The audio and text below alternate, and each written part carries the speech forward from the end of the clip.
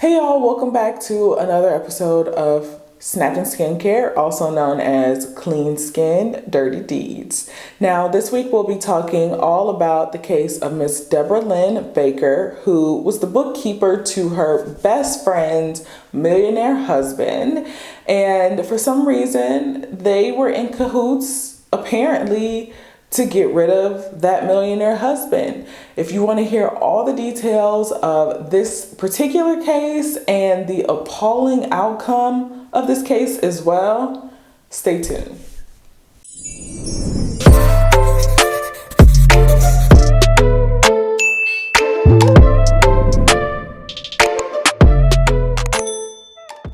Now, as always, I start my videos off with gratitude, thanking each and every one of you guys who have stuck around, who have just subscribed, who are just watching and have not yet subscribed. You still count. I want to say thank you to all of you guys because we have officially reached 5,000 subscribers to my channel. I am eternally grateful for all of the growth, however big or small it is growth. So I am grateful. I appreciate each and every one of y'all. Now, for those of you who have not yet subscribed, please take a second and subscribe to my channel. Also, make sure that you are following me on Instagram. I am now able to share when I post new content and direct links to that content. And I also post a bunch of other stuff. I do a lot of fashion and skincare stuff there too, as well as some makeup and hair stuff, a little bit of ambassador work here and there on there. So make sure y'all follow me down here at Bizzie Brittany on Instagram, and also here subscribe, same name, sweetie. Now, also make sure that you hit that notification bell so that you get notified when I post new content.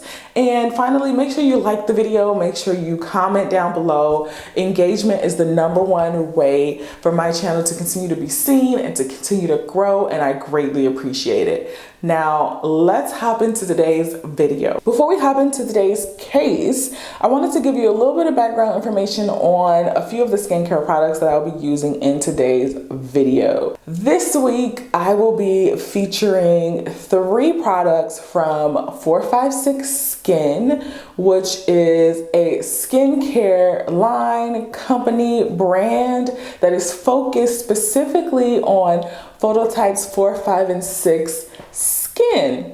Now, what does that mean? That is the melanin rich skin types. They are focused on melanin rich skin. So that's olive tone all the way to the blackest berry skin, okay? So I am really excited to feature this brand and a couple of items that they've been so gracious to send to me to try out. I've been trying these out for a couple weeks now just to see how they work, if I like them, and have enough information and background to give you guys so that you can make a decision on whether or not you want to try it out, if it's worth it, do you think it'll work. When they shipped me the product, they asked me a couple of questions like, what is my skin phototype? And it goes from phototype 4, which is olive, to light brown skin tone. Phototype 5 is where you are kind of a medium brown skin tone. You tan somewhat, but you don't burn necessarily easily. And then type 6 phototype is where you have the deepest skin and you don't tan or burn very much at all. And I fall into phototype 6. So they asked me that question along with the typical, what are your main skincare concerns? What type of skin do you have? Whether it be oily, dry, combo, all of that. So they really create a product combination that caters to not only your skin type, the issues that you're facing with your skin, but also the level of melanin that your skin produces. Because a big part of this line is to help regulate the melanin that is produced in your skin. And that really helps for people like me who are naturally born with hyperpigmentation, specifically around my eyes, because that is where my skin overproduces melanin. naturally. So they sent me Green Bay cleansing gel, and specifically it says that this gel cleanses your skin, it purges all of the buildup, tones and rebalances your skin, it leaves it hydrated at the same time of cleansing it. It also has salicylic acid and citric acid along with green tea essential oils and some other components that help to brighten the skin. It also helps to reduce the excess sebum production that your skin naturally produces and to help eliminate and minimize pimples at the same time. Now, the second product that was sent to me was their To Be Clear exfoliant mask for darker skin tones. This is specifically formulated for my skin's phototype. Now, this mask is packed with plant extracts that help to regenerate the skin and to buff away dead skin cells. And it helps to make sure that you don't over exfoliate the skin at the same time. It helps to reactivate cell turnover, calm inflammation in the skin, and also helps to brighten the skin as well. And the next product that they sent me was the 7 Delight Brightening Concentrate Serum. And this is supposed to help to brighten the skin, fade dark spots, and it has 7 different active ingredients that help to do that. So those are the 3 products that they sent. So I'll be working those in with my other normal skincare products that you guys see me use quite frequently, but I wanted to lay those out for you guys. And so far, as I've been using all 3, they've been working really well. I've seen some great results so far. And we'll get into some details about how I feel about them, what results I've seen, which ones work so well and which ones maybe not so well, if any. But let's get into this case. Debra Lynn Baker was born on August 5th, 1956. She ended up marrying her childhood sweetheart, Tony Baker, in 1975. And the year after that, her and Tony had a son. And specifically at the time that the crime actually took place that we're talking about today, she and Tony had been married for 28 years, and at that point their son was in high school already. And it was said by Debra Lynn Baker that she was really living the fairy tale life, the life of her dreams. That is all she wanted, was to have a family and to be at home and take care of her family while her husband, was the provider, and she married her childhood sweetheart. So she pretty much had the perfect life according to her. Now, not only was she living her best life, but she had a best friend by the name of Luann,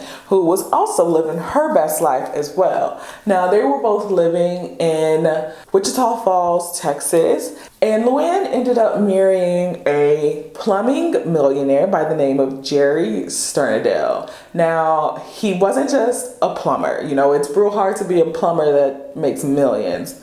But he wasn't just a plumber. He also owned and raced racehorses. He also dabbled into real estate and a number of different ventures. So he was a businessman, a general businessman, and a millionaire. So she was also living her best life. Now, Jerry Cernadale was married previously, and he was married to a woman by the name of Jeannie Walker, who is now an award-winning author and songwriter. But they had 2 children together. They had a son by the name of Sandy and a daughter by the name of Becky. And everyone who knew Jerry said that he was basically an a-hole. He was not easy to get along with. He was very hard on anyone he knew, family, friends, children, employees, and he basically struck fear into every person who met him. After Jerry and Luann got married, Jerry needed a new bookkeeper for his business that he ran out of his ranch.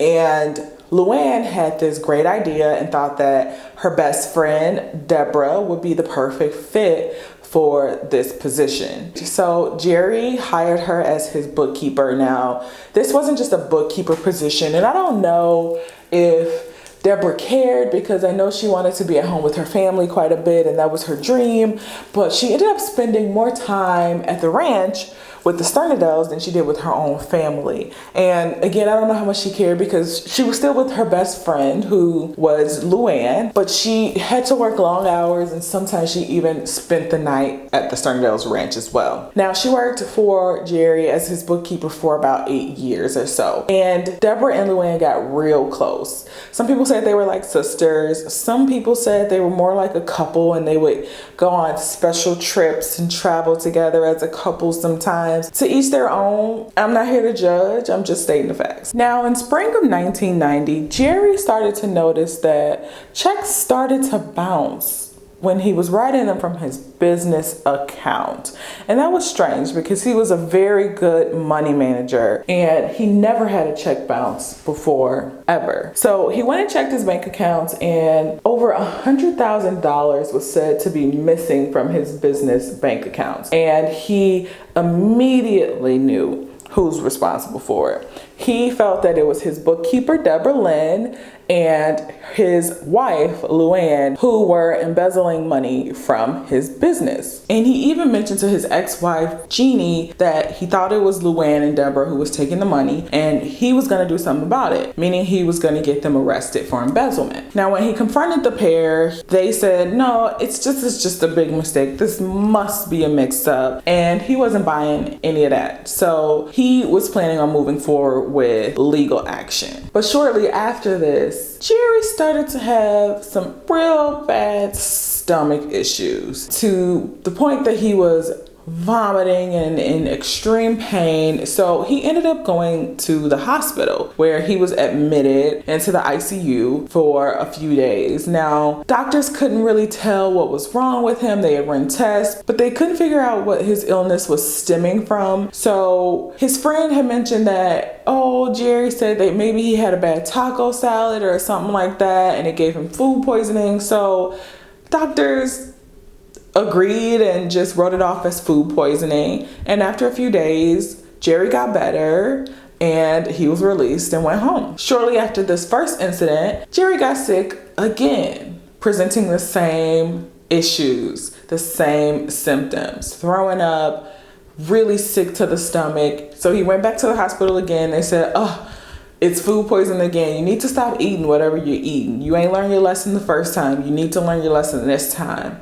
And they sent him home this time. Y'all, Jerry got sick a third time and was admitted back into the hospital again for the same issues. But this time he was delirious, he was agitated, he was confused, he was declaring to anybody that would listen, the doctors, the nurses, the staff, that somebody was trying to kill him. Somebody was trying to get rid of him. And he even went to the point of saying, my wife and her friend are trying to kill me. Luann and Deborah are trying to get rid of me. But nobody would listen to Jerry. Everybody thought Jerry was the town's a-hole, so they just wrote him off as being, that's just Jerry, and he got food poisoning again and don't want to take responsibility for it. Let's just let him be here for a few days and he'll get better. We'll send him home again and be done. And unfortunately, after this third round of being sick, Jerry never made it home from the hospital and ended up dying. Now, before passing away though, he was able to tell the doctors and staff that, you know, he was so sick this time that he couldn't even eat anything. He couldn't keep it down. And that's the reason why they admitted him into the hospital again this time, is that he couldn't eat anything. He could barely keep down the cranberry juice that his wife and Deborah had been giving him every morning. But that's really all that he could keep down, the cranberry juice. But 8 days after he was admitted, on June 12th of 1990, Jerry was dead. After Jerry passed away, friends and family mentioned to police that Luann never really seemed sad that her husband was gone. They said they understood that maybe he wasn't the nicest man in the world, but she was not mourning in any way that Jerry was dead. Onlookers at the funeral had even said that she and Deborah were at the funeral laughing, giggling, kikiing, all while his ex-wife, his children, his friends and family are all there mourning and obviously not enjoying themselves. Now, take a step back. There is a such thing as people mourning their own way. Everyone mourns differently. Everyone reacts to tragedy and death differently. But at the same time, there's also something called respecting the feelings and the other victims of this crime. His family, his friends, they're mourning and sad and hurt that he's gone. And you keep keying. Now, Luann also wanted Jerry to be buried immediately after the funeral service, but the coroner, thank God, insisted on having a full workup, full autopsy completed before burying Jerry Sternadel. And when they did that toxicology report, they found that Jerry had enough arsenic in his body to kill an elephant. Just a little bit about arsenic. Arsenic causes nausea, vomiting, diarrhea, agitation, confusion. It causes organs to malfunction and shut down, just to name a few symptoms of ingesting arsenic.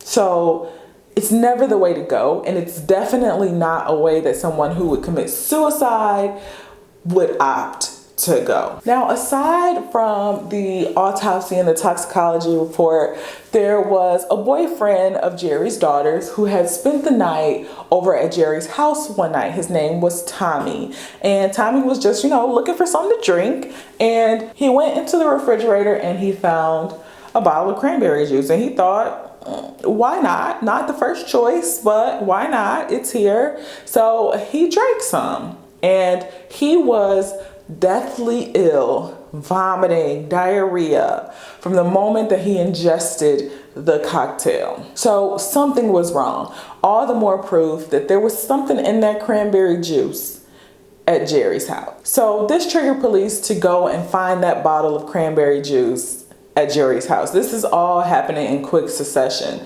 So they go and they find a bottle of cranberry juice in Jerry's garbage at the ranch. Now, when they have this bottle of cranberry juice tested, there's a little piece of cardboard in the top of the cranberry juice bottle, and they test that, and it is full of arsenic. Now, shortly after this all takes place in about 1991, Luann, Debra Lynn, her entire family, they all decide that they just gonna pick up and move. So they all move to San Marcos and decide that they're gonna start a trucking business together. And by this point, there's been no advancements in Jerry's case. But in June of 1992, there is a storage unit in Wichita Falls that the renter has stopped paying the fees for maintaining the unit. So the owner was about to go and clean it out. So they open it up and they notice that there's a whole bunch of paperwork with Jerry Cernadale's name all over it.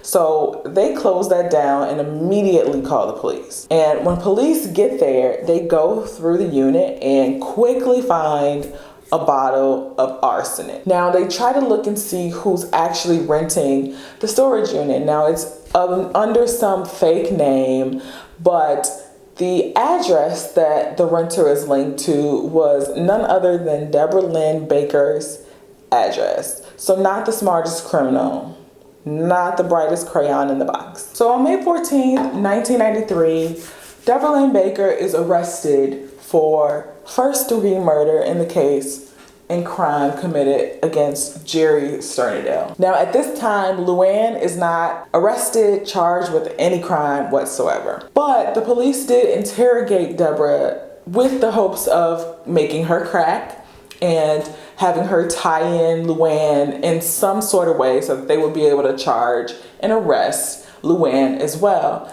But sis was a ride or die. She did not crack under pressure. She kept denying.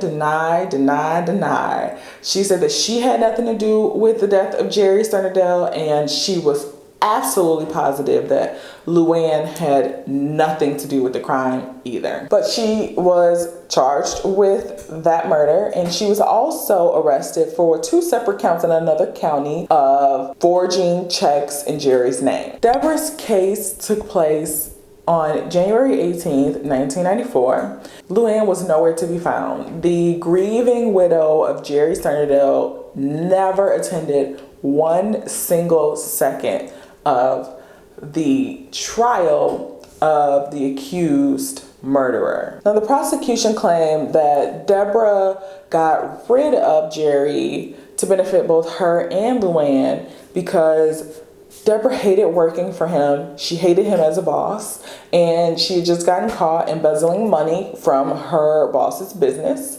And Luann was about to be divorced. Jerry had said he was planning on divorcing her. He didn't want to be with her anymore. And she was going to lose the inheritance of Jerry's entire estate, $1 million plus, and the life insurance policy that he had that she was the beneficiary of. So if they got rid of Jerry, she got to keep all the money, and Deborah was able to stay out of jail for embezzling from Jerry. They also argued that the arsenic had to belong to Deborah because the storage unit that they found it in belonged to Deborah. Now, the prosecution also had witnesses testify that not only were Luann and Deborah best friends, but they were having an affair with each other. So there was more than just money at play here. There was also love, a love triangle. Now, the defense argued that the case that the prosecution was laying out was all circumstantial. There was no actual physical evidence tying Deborah to the arsenic, to the storage unit, none of that. There was no physical evidence tying her to anything. And of course, as they usually do, they also attacked the victim's character. They said that Jerry was a very hard man to live with, a hard man to get along with. Everyone hated him, so there was plenty of people who would have wanted Jerry dead. They also said that he had had a number of affairs while being married to Luann, and that he even slept with his stepdaughter. That was never proven, but there were witnesses brought forth in the trial testifying to that. Deborah herself also testified, again denying that she had any involvement with what happened to Jerry. And she also mentioned that Jerry also had a bottle of mercury that he kept for the horses, but he liked to play around with it and open it and do different things with it. So maybe he was careless with his arsenic, just like he was with his mercury, and he accidentally poisoned himself. That was the best that Deborah had. So obviously Deborah was found guilty of the murder of Jerry Sternadale. Now, they did not play because the very next day she was sentenced, but Debra Lynn Baker was sentenced to 10 years probation for the murder of Jerry Sternadale, and was also required to pay a $10,000 fine. That's it. That's all. 10 years probation and a $10,000 fine for murder in Texas. But Deborah didn't learn her lesson, because in 1999, amongst other charges and violations of her probation, Deborah was arrested for a hot checks charge, which in Texas basically just means she was writing bad checks. So this, amongst other things that she did, violated her probation, and she was sentenced to serve 10 years in prison for her original charge of the murder of Jerry, because she violated her probation. The entire time that she was in prison, her family came to visit her religiously. So they stood by her side this entire time. And in June of 2013, after serving the full 10-year sentence, Debra Lynn Baker was released from prison. Luann herself was never charged with any crime related to the murder of Jerry Sternadale. Nothing. And she inherited Jerry's entire estate and the insurance money payout. Now, Jerry's first wife, Janine Walker, and her daughter, Becky, that she had with Jerry, have been convinced since day one that Luann had a hand in the murder of Jerry Sternadale, and they have made it their life's work to make sure that she gets some type of charges placed against her, and she pays for the crimes that she committed against their loved one. And there is no statute of limitations in the state of Texas on murder, so they're really working hard. They had some petitions going. I can't find any current ones. I saw some that were happening around the time that Deborah was originally released, but they've been doing a lot of work to bring awareness to the political realm in Texas and making sure that they're doing everything that they can to continue the investigation against Ann Sternadel as well. But that's it, y'all. That is everything. That is the story of Debra Lynn Baker and this crazy messed up case. She definitely did not get what she deserved for the crime that was committed. Ann definitely got away with this crime as well. I am pretty convinced that she had a hand in this. There is no other reason that Deborah would have done it other than just being a ride or die for her best friend, Ann. But let me know in the comments what y'all think about this case, what y'all thought about the sentence that Deborah received and the lack of charge against Ann. I want to hear your thoughts on all of this. Is the hospital at fault for not passing along the claims of the patient to law enforcement? I want to hear y'all thoughts on this whole thing. This was a crazy case. Now, in terms of the skincare that I use today, those 3 products from 456 Skin Science, I really love their cleanser. I really love this. I feel like it does a great job of cleansing my skin and getting excess sebum out of my pores without drying my skin. I like that it doesn't overly lather. Y'all know stuff is not clean skincare, clean hair care when you see a whole lot of lather going on. But it has just enough lather to know that you're cleansing your skin, but it moisturizes at the same time. So I love this product. I love that it has salicylic acid in it because that really helps to minimize texture on my skin. I really like this product and it's worked really well for me.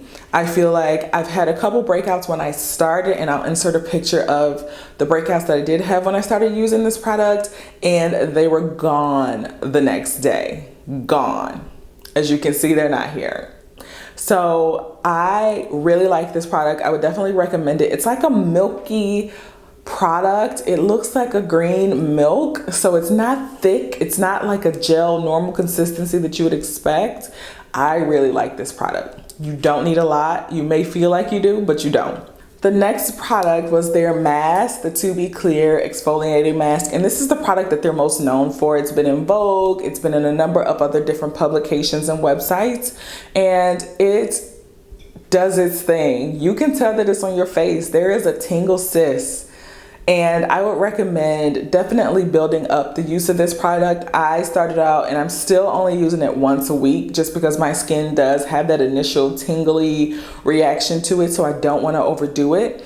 But this definitely works. I again noticed the reduction of texture in my skin. So I really like this product. As I start to work on building this up, and my skin gets more accustomed to using the ingredients that are in this product, I'll let you guys know if there's a difference in using it once a week versus multiple times. But really like this product, and none of these products have any scent. So if you're sensitive to fragrance or you have sensitive skin, these are perfect. You do have the option to add fragrance if you want. Again, it's custom to you when you go on the website and order, but none of my products came with any type of scent in it, and I love that. Now this last product, 7 Delight, I am in love with this product. I really like this product because I've had some hyperpigmentation, and it's still there on the side of my face where I've had some past acne scarring, and it started to really lighten up my skin very well. I haven't noticed any effect here, but I also don't put it very close to my eyes because I'm not sure that this is something that is approved around the eye area. But I try to put it around the nose area where I still do have some of that natural hyperpigmentation, and I haven't noticed much change there. So a lot of the time skincare takes months to see results, especially for things like hyperpigmentation. So I'm going to continue to use it and give it more time. I do like that using one serum once in my skincare routine versus the 3 serums that I typically use. I like that elimination of the 2 additional steps, and I'm excited to see the results that comes along with this. Again, this is probably more of a long-term results product versus the mask and the cleansing gel. But overall, I really like these products. I feel like they fit perfectly into my everyday skincare routine. I was able to plug them in seamlessly. I did not have any adverse reactions. A lot of the times when I introduce new skincare, especially the customized skincare, I tend to get really bad reactions where I get breakouts and hives all over my face. I have somewhat sensitive skin, and I've had no negative reactions to any of these products whatsoever, and I'm very happy about that. So excited to get to try these out and continue to use these, and I'll let you know in a bit if I'm going to be swapping out any of my staples for any of these products. We'll see. But if you've heard of this brand before, if you tried this brand before, let me know in those comments down below what you think about it, or what you think about the customized skincare lines in general. I think this one is super cute because it gives me the date that it's freshly made on. So it's just been made October 12th when I ordered it. It says it's specifically for me. It has my name on it, and it has a best use by date. So all of it is laid out very clear for you to use. It comes with instructions and everything you need to get started. They have a full line of products, so make sure you check them out at their website, the456skin.com. Check them out. And there's also going to be a nice code for you guys in the description box if you want to save money off. You know, I'm always bringing you ways to save because we are all bougie on a budget. So make sure you check out that link in that description box and let me know what you think. Other than that, you guys, it's been fun. Like I said, today was a crazy story. It's been real. I love sharing this one with you guys. Excited to hear what you think. But until next time, love you guys. Bye.